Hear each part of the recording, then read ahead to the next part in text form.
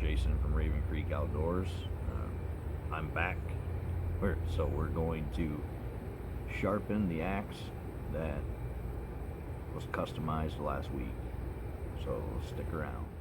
Okay, so first thing we need to do is look at our angle.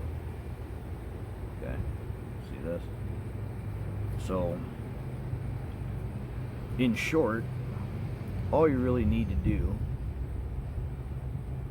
make sure you can see this, all you really need to do is set the stone on your axe, and you see that gap?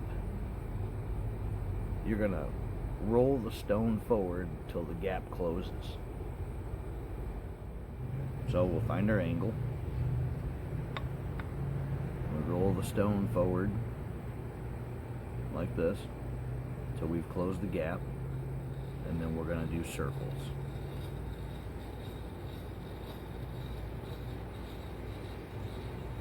And we're going to go all the way down.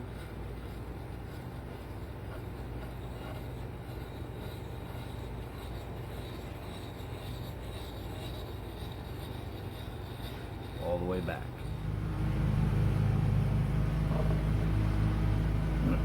I apologize for the audio. Apparently I picked a bad time to do this because right away somebody starts mowing their yard. So you can see just going down and back twice has already started to put an edge on it.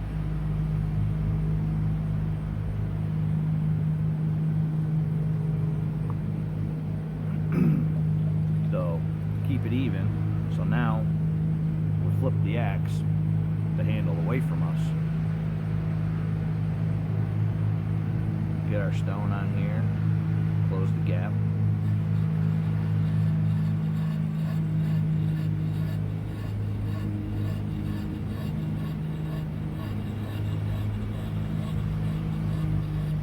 We're going to go down.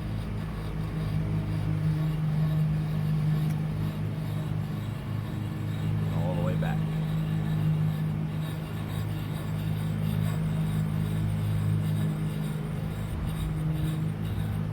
All the way down.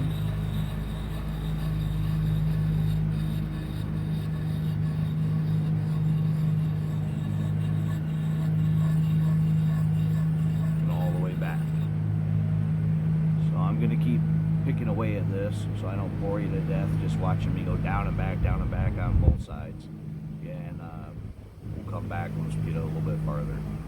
Alright, after going down and back several times, you can see where the edge is really starting to take shape. Okay, and that axe is feeling quite a bit sharper. So anytime you go to just a normal store to buy an axe, they're usually blunt. They're very rarely ever sharp. The only time you buy an axe that's super sharp when you first buy it is if you buy one that was custom made by hand. There's a lot of craftsmen out there that do awesome work, and you'll be able to shave the hair off your arm when you get an axe from them.